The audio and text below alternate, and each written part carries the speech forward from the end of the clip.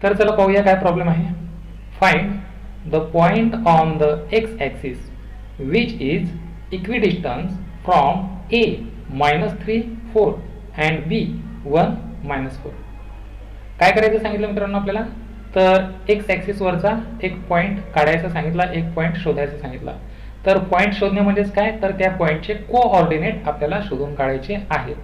तर या पॉईंटचं आणखी काय वैशिष्ट्य आहे, एक्स ॲक्सिसवरील या पॉईंटचं आणखी काय वैशिष्ट्य आहे, तर त्या पॉईंटचं वैशिष्ट्य आहे की तो ए आणि बी या पॉईंटपासून इक्विडिस्टन्स आहे, समान अंतरावर आहे.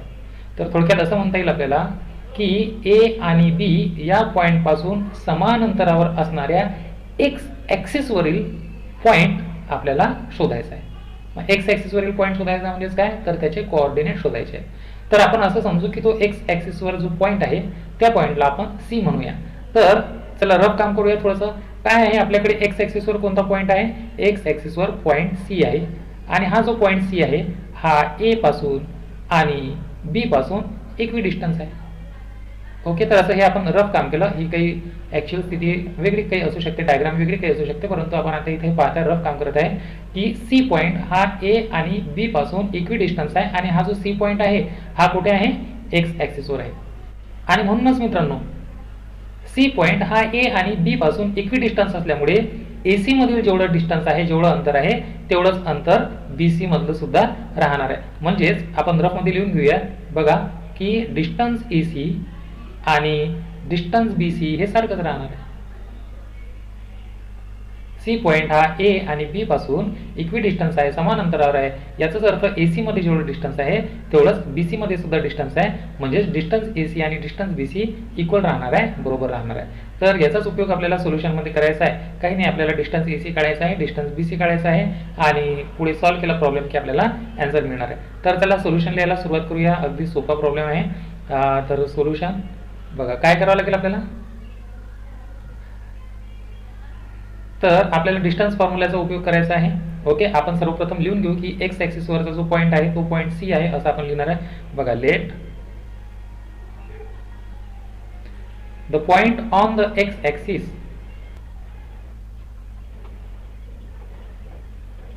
बी सी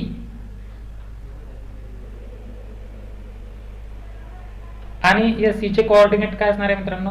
तर बघा, सी चा एक्स कोऑर्डिनेट असं समजूया आपण पी आहे. सी चा एक्स कोऑर्डिनेट काय आहे, पी.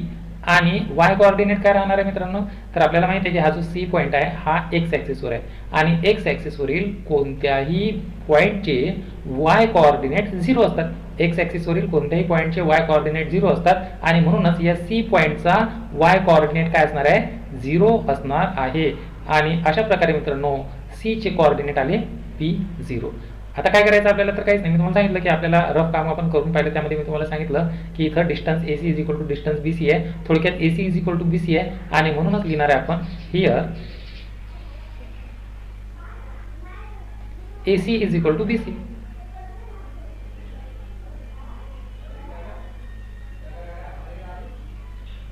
ओके, आता काय करायचं आपल्याला, डिस्टन्स फॉर्म्युला वापरून यामधील डिस्टन्स शोधून काढायचा आहे AC मधला आणि BC मधलं. तर सर्वप्रथम आपण काय करणार आहे, आपल्याला माहिती आहे की मध्ये डिस्टन्स फॉर्म्युला हा स्क्वेअर रूट मध्ये आहे. तर आपण काय करणार आहे, इथं दोन्ही साईडचे स्क्वेअर करणार आहे. बघा काय करतोय मी, दोन्ही साईडचे स्क्वेअर करूया. Squaring both sides. बघा लिहितोय मी इथं. म्हणजेच काय करणार आहे आपण करणार आहे AC square is equal to BC square. या दोन्ही साईडचा स्क्वेअर करायचा आहे. स्क्वेअरिंग बोथ साईड म्हणजेच काय, दोन्ही साईडचा स्क्वेअर करणे म्हणजेच AC square is equal to BC square असं आपण लिहिला. ओके, आणि अशा प्रकारे दोन्ही साईडचा स्क्वेअर केल्यामुळे आपला जो डिस्टन्स फॉर्म्युला आहे त्याला स्क्वेअर रूट देण्याची गरज राहणार नाही. तर डिस्टन्स फॉर्म्युला काय, चला रफ मध्ये थोडक्यात आपण लिहून पण घेऊ. इथं डिस्टन्स फॉर्म्युला लिहितोय बघा मी. डिस्टन्स फॉर्म्युला आहे, तर डिस्टन्स फॉर्म्युला आहे x2 - x1 hole square y2 - y1 hole square. चला लिहून घेतोय. तर अशा प्रकारे मित्रांनो हा डिस्टन्स फॉर्म्युला आहे आणि हा डिस्टन्स फॉर्म्युला आपल्याला वापरायचा आहे AC आणि BC साठी. तर जेव्हा हा डिस्टन्स फॉर्म्युला आपण AC साठी वापरू तेव्हा x2 x1 y2 y1 काय राहणार आहे ते पाहतो आपण. तर बघा AC साठी जेव्हा हा फॉर्म्युला वापरू तेव्हा बघा A ला म्हणायचा आहे x1 y1. बघा या A ला म्हणायचा आहे x1 y1. लिहून घेऊ. इथं रफ काम करूया आपण की या A चा हा जो कोऑर्डिनेट आहे याला म्हणू आपण x1 आणि या दुसऱ्या कोऑर्डिनेटला म्हणणार आहे y1. त्याचप्रमाणे दुसरा पॉईंट आपला सी आहे, ए सी मधला दुसरा पॉईंट सी आहे आणि म्हणूनच सीच्या कोऑर्डिनेटला म्हणणार आहे आपण x2 y2, एच्या कोऑर्डिनेटला आपण म्हटलं x1 y1, सीच्या कोऑर्डिनेटला म्हणणार आहे x2 y2. तर लिहून घेऊया आपण. बघा सी हा आहे, या सीच्या कोऑर्डिनेटला म्हणणार आपण x2 y2. तर अशा प्रकारे मी रफ काम करून घेतलं.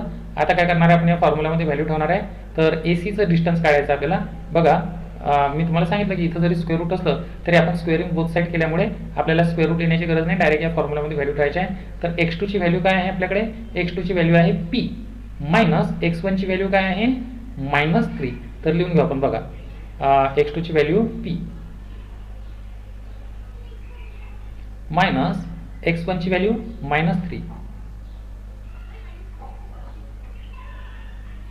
तर अशा प्रकारे आपण x2 मायनस x1 च्या व्हॅल्यू लिहिलेल्या आहे आणि काय करायचं आपल्याला, होल स्क्वेअर. बघा इथं दिसतो स्क्वेअर फॉर्म्युलामध्ये, plus y2 minus y1 square. तर y2 ची व्हॅल्यू किती आहे 0 मायनस y1 ची व्हॅल्यू किती आहे 4.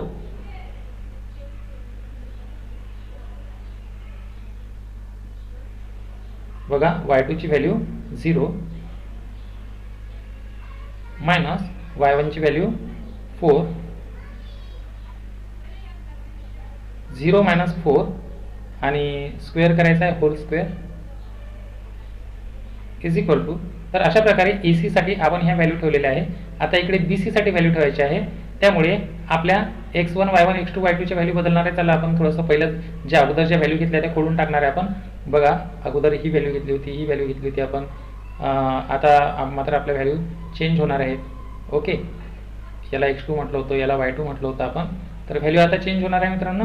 आता आपल्याला डिस्टन्स काढायचा आहे B आणि C मधलं. तर B चे जे कोऑर्डिनेट आहेत त्याला म्हणणार आपण x1 y1. या B च्या कोऑर्डिनेटला काय म्हणू आपण, आणि जे C चे कोऑर्डिनेट आहे त्याला म्हणणार आहे x2 y2. तर बघा C चे कोऑर्डिनेट इथं आहे x2 y2. तर अशा प्रकारे डिस्टन्स BC मधलं तर अशा प्रकारे BC मधलं डिस्टन्स काढण्यासाठी आपल्याला या फॉर्म्युलामध्ये पुन्हा x1 y1 x2 y2 ची व्हॅल्यू ठेवायची आहे. तर चला ठेवणार आहे आपण व्हॅल्यू x2 मायनस x1. तर x2 ची व्हॅल्यू किती आहे मित्रांनो, x2 ची व्हॅल्यू आहे p मायनस x1 ची व्हॅल्यू किती आहे 1. तर p मायनस 1 होल स्क्वेअर. तर अशा प्रकारे x2 minus x1 hole square plus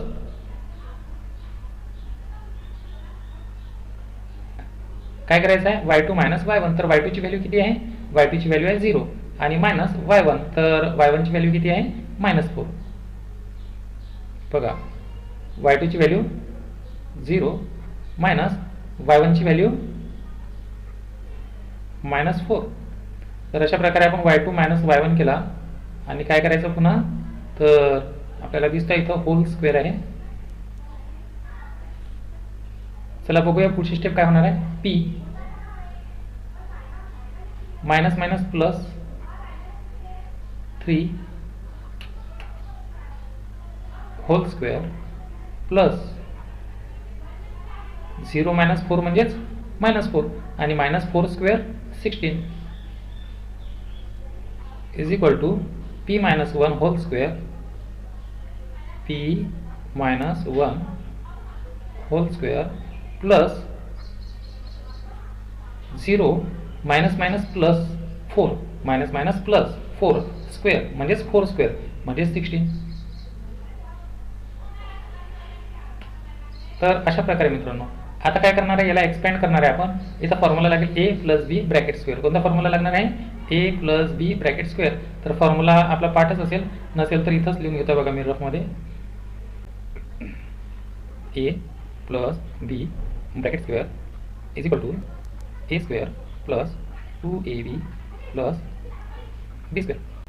तर अशा प्रकारे बघा a plus b whole square is equal to a square plus 2ab plus b square. तर आपल्याजवळ बघा a ची काय म्हणजे आपल्याजवळ हे आहे बघा a plus b whole square, a plus b whole square.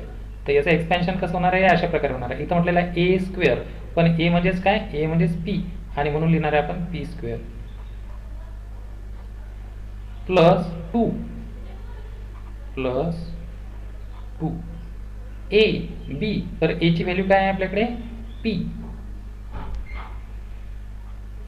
Multiply बी, बीची व्हॅल्यू किती आहे आपल्याकडे 3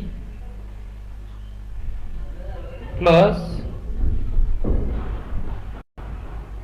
बी स्क्वेअर, तर बीची व्हॅल्यू किती आहे 3 म्हणजेच 3 square is equal to plus 16 is equal to, इकडे कोणता फॉर्म्युला लागणार a minus B whole square, तर इकडे a plus b whole square formula होता, इकडे a minus B whole square formula आहे, फॉर्म्युला सारखाच आहे, फक्त इथलं साईन चेंज होईल बघा. ओके, म्हणजेच बघा इकडे जर लक्ष दिलं आपल्याला कोणता फॉर्म्युला पाहिजे ए मायनस बी होल स्क्वेअर, तर बघा या फॉर्म्युलामध्ये काय चेंज होते पाहू आपण, हे साईन चेंज होणार आहे.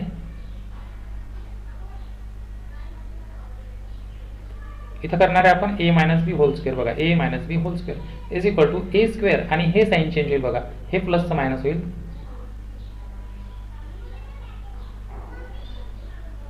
तर अशा प्रकारे पूर्ण फॉर्म्युला झाला बघा, A minus B whole square is equal to A square minus 2ab plus B square. तर आता या फॉर्म्युलात आपल्याला व्हॅल्यू ठेवायची, ही स्थिती आहे आपल्याजवळ ए मायनस बी ब्रॅकेट स्क्वेअर, बघा A minus B bracket square. Okay, तर याचं एक्सपेन्शन करायचं आपल्याला, काय म्हटलेलं आहे इथं ए स्क्वेअर, पण इथं ए ची व्हॅल्यू काय आपल्याकडे पी, तर बघा p square minus 2 a b, तर ए ची व्हॅल्यू काय आहे आपल्याकडे, ए ची व्हॅल्यू आहे पी मल्टिप्लाय बी, तर बी ची व्हॅल्यू काय आहे 1 प्लस बी स्क्वेअर, तर बी ची व्हॅल्यू आपल्याकडे 1 आहे आणि स्क्वेअर. तर अशा प्रकारे आपण फॉर्म्युलामध्ये व्हॅल्यू ठेवलेले आहेत आणि जवळजवळ शेवटच्या स्टेपपर्यंत आपण पोहोचणार आहोत. प्लस 16 तर अशा प्रकारे आपण फॉर्म्युलामध्ये व्हॅल्यू ठेवले आणि जवळजवळ आपण शेवटच्या स्टेपपर्यंत पोहोचलेलो आहे. चला बघूया काय करणार आहे, इकडले 16 आणि इकडले 16 कॅन्सल बघा. तर अशा प्रकारे जर दोन्ही साईडला समान नंबर असतील, इक्वल नंबर असतील, तर त्या अशा स्थितीमध्ये ते आपण कॅन्सल करू शकतो. ओके, तर आपण ते दोन्ही कॅन्सल केले आणि काय राहिलेलं आहे मित्रांनो, या साईडला जाऊया आता थोडं. पी स्क्वेअर प्लस 3 2 जा 6 p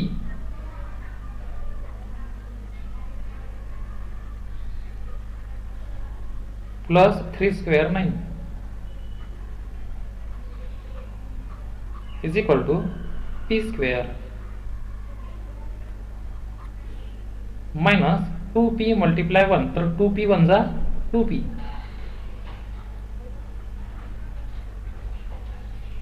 plus 1 square 1.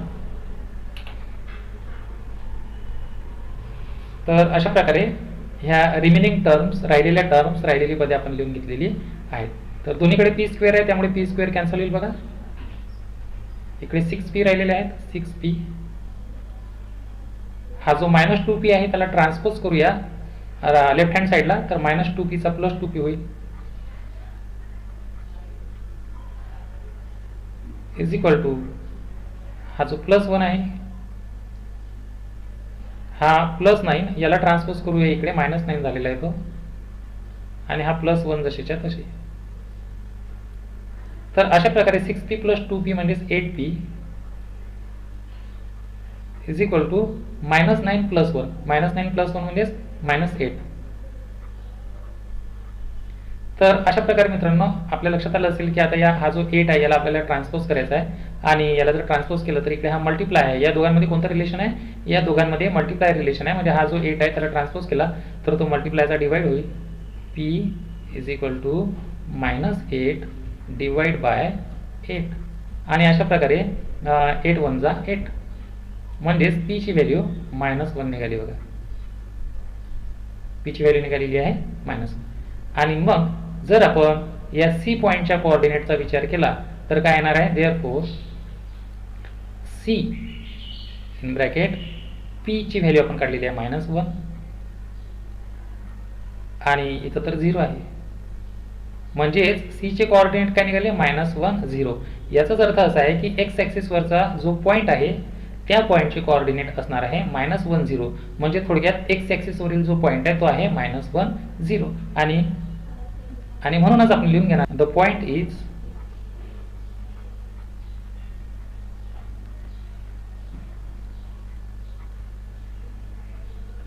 -1 0. That's all. तर अशा प्रकारे विद्यार्थी मित्रांनो आपण हा प्रॉब्लेम सॉल्व्ह केलेला आहे. निश्चितच तुम्हाला समजला असेल आणि जर समजला नाही तर तुम्ही व्हिडिओ पुन्हा पहा, निश्चितच तुम्हाला समजेल. दुसरी महत्त्वाची गोष्ट म्हटलं की जर आपल्याला हा व्हिडिओ आवडला असेल तर निश्चितच लाईक करा, म्हणजेच मला समजेल की माझा व्हिडिओ काही मुलांच्या उपयोगाचा आहे आणि मला नवीन व्हिडिओ बनवण्यासाठी उत्साह मिळेल. आणि अशा प्रकारे नवीन नवीन व्हिडिओ तुम्हाला मिळावे यासाठी हे चॅनल सबस्क्राईब करा. भेटूया पुढच्या व्हिडिओमध्ये. आपल्या मित्रांना हा व्हिडिओ शेअर करण्यास बिलकुल विसरू नका.